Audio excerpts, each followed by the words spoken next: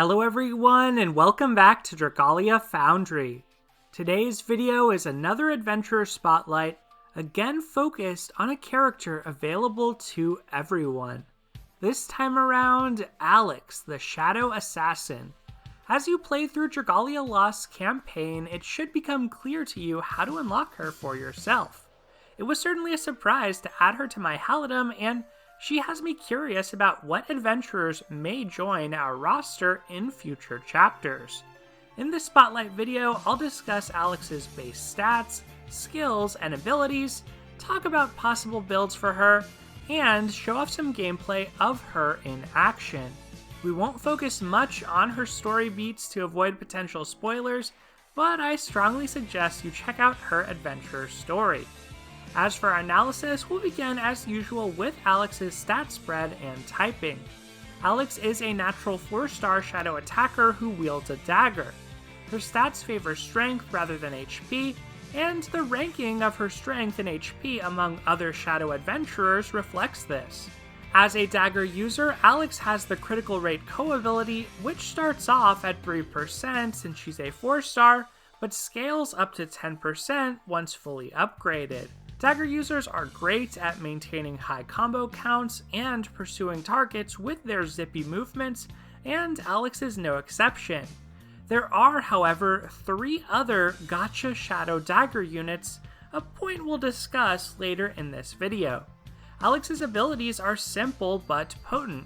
Her first ability is full HP equals skill damage of up to 35%. This is a very powerful effect, and it's worth pointing out that character passives don't count toward the ability limit seen on Wyrmprints.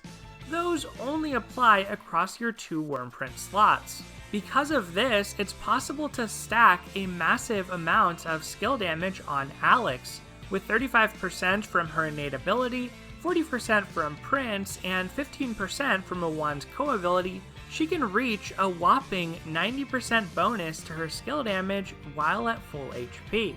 The downside, of course, is that full HP is an all-or-nothing condition, and one that can be hard to meet depending on the quest Alex is participating in. In wave-based content, it's tough to avoid getting nicked every now and then by random enemy mobs. This means this passive loses a lot of value in something like defensive battles or Imperial Onslaught. Against certain bosses with unavoidable damage, likewise, this ability is hard to fully utilize. For instance, Hilda is a no-go due to her burn mechanic.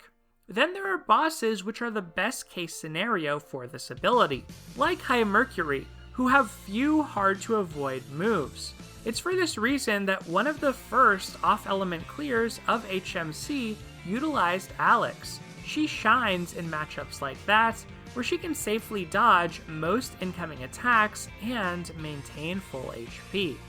Alex's other abilities are also solid, if less exciting. Her blindness res of 100%, attainable at 4-star, is rare, only seen on 2 other units, and this instantly makes her helpful for light Imperial Onslaught, regardless of whether her skill damage passive will be active during that fight or not. Alex's final ability, unlockable once she's a 5-star, is Skill Haste of 5%. This is welcome to see on a character whose kit is so focused on skill damage, but 5% is also a fairly small amount. There is some potential to combine this with Skill Haste Wyrmprints, but we'll get into that more when we talk about build ideas for Alex. As for her skills, both are strong and straightforward attacks. Her kit relies very little on gimmicks or novelties. Shadow Weaver charges quickly, deals damage, and can debuff enemy defense. If Alex is a 5-star, this skill can be upgraded to level 3, increasing the amount of damage it deals. Her second skill, Silent Reaper, takes longer to charge, but deals more damage, especially against broken foes. Alex essentially wants to spam these skills as often as possible, although in order to maintain her full HP, it may also be prudent to delay their use sometimes for the occasional iframe or to unleash after break. Now, let's take a look at some gameplay while I dive into build ideas for Alex. Then, discuss who might work well on a team with her, and who her primary competition is.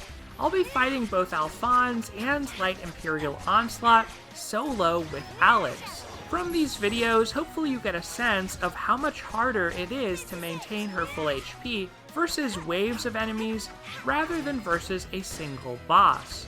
At the same time, you can see how helpful her blindness res is as well, especially considering that Light IO can be tough for newcomers. That's really the only map where blindness res is important for now, but that may change in the future. Let's start out our build discussion with dragons. I've said this many times in past videos, but melee attackers typically want strength-focused dragons. In Shadow, this means Marishi 10 is probably the single best dragon for Alex. She was only available for a limited time, but Marishi 10 grants up to 60% strength to Shadow units once max unbound, plus her skill inflicts bleed, which deals a ton of damage. If Marishi 10 isn't available to you, then Nyarlathotep or Juggernaut are fine alternatives. Juggernaut is easier to max unbind, being a 4-star, plus its strength doesn't depend on HP. In that sense, it's a safer pick, but Nyarlathotep does have a higher ceiling if you plan to keep Alex at full HP the whole match anyway. If none of these dragons are available to you, Nidhogg or Silk are decent alternatives. Without either of those, you could also use a raid welfare dragon like Phantom or Meridimus instead, but the power level dips significantly with dragons like that, sadly. Zodiark or 3-star dragons would be last resort choices too.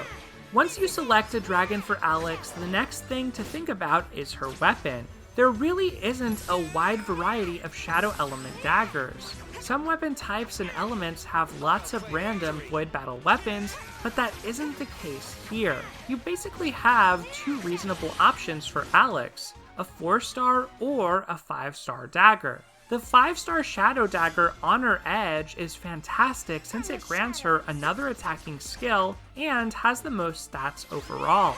The only downside to this is that it requires Twinkling Sand to craft, which is scarce and gated behind events, plus hundreds of Royal Violet insignias from IO.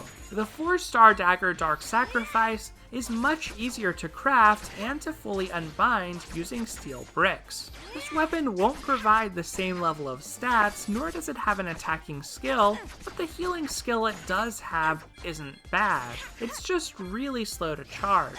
At a minimum, it allows Alex to be a bit more self-sufficient when it comes to topping off her own HP to maximize her full HP equals skill damage ability. That interaction tends to work really well on other units like Sanoa and Maribel, so it's probably decent on Alex too. That being said, her being close range does mean she's slightly more likely to get scraped up in battle. Still, this is the weapon I used for my gameplay since I was building Alex while trying to conserve resources. Now we come to Wyrmprints, which are usually the most complicated part of character builds. First things first, Alex wants even more skill damage from her Wyrmprints. This should probably be your main priority regardless of the exact build you choose. One of the best prints for this is Resounding Rendition, which pairs well with a strength-focused Wyrmprint like the recent freebie Bonds Between Worlds. If you can ensure Alex is at full HP though, then Evening of Luxury would be even better as a secondary print.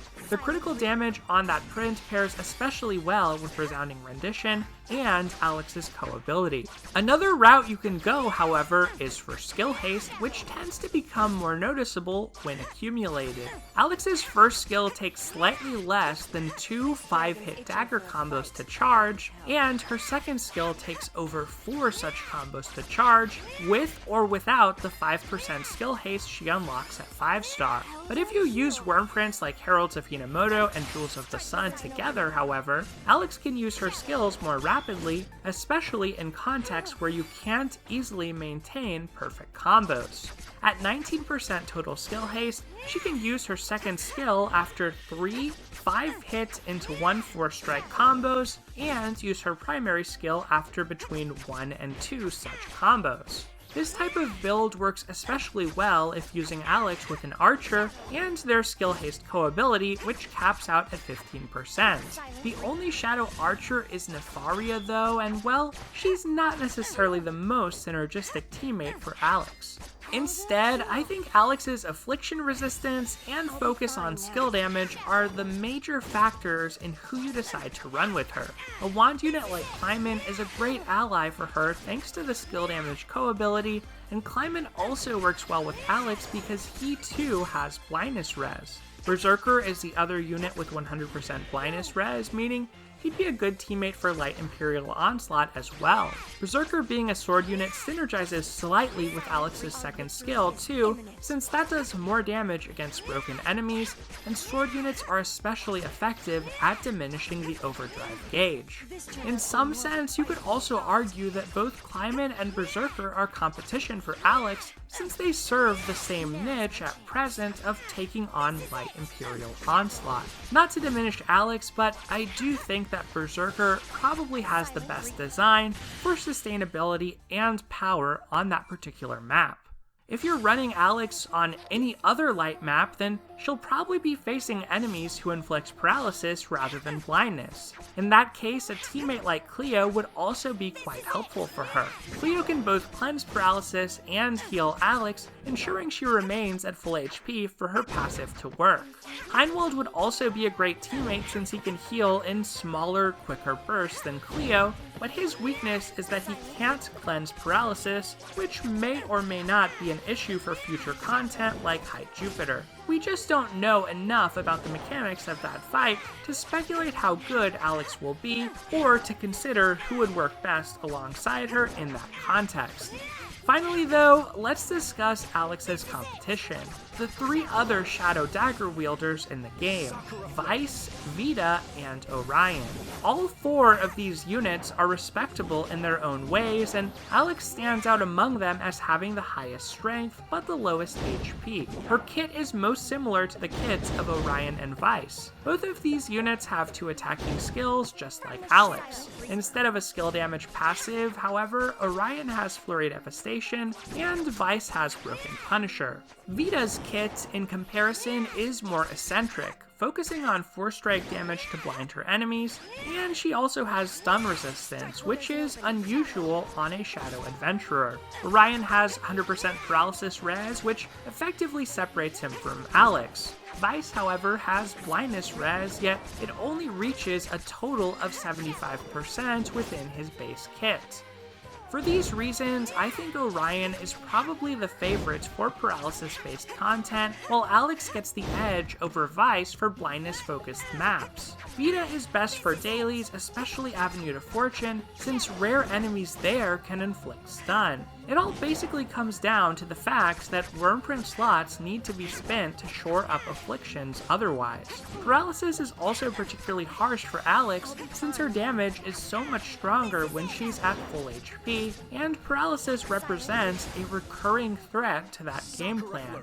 And, well, that's pretty much all I have to say about Alex. I think her kit reflects the fact that she's an assassin very well. She can debuff enemy defense, plus she can deal more damage to broken foes. Her skills become much stronger when at full HP, which I think of as reflecting the element of surprise. Much of Alex's performance, however, depends on the quest that she's facing. In some fights, it's very easy for her to stay at full HP for the majority of the match, but in others, not so much. Despite this, the floor for Alex isn't all that bad, and she's awesome considering she's a free unit available to everyone. In her worst case scenario, she's still a unit with 100% blindness res and 2 attacking skills, which makes her perfectly serviceable for light IO. Plus, being of the shadow element, she has no inherent weaknesses if you wish to use her for off-element meme clears. Depending on how punishing High Jupiter's paralysis is, it could be tough to use Alex in that fight once it's released. Still, for a dedicated player, I'm fairly confident that it will be at least possible to do so. Perhaps if the mechanics are anything like those in High Mercury, that fight will even be easy for her. All of that remains to be seen. For that reason, I'd suggest leaving Alex as a 4-star for the time being, and only promoting her if she's really one of your favorite characters. She has plenty of power at a 4-star rarity, more than enough to serve you well in Light IO and other, easier general content you wish to complete. Alright, and that's going to do it for this video. I'd love to hear what you think about Alex in the comments below. Any other build ideas for her or insights from playing as her? Let me know. I'd be curious to hear what you think about her story as well. Otherwise, everyone, thank you so much for watching, take care, and I'll see you next time.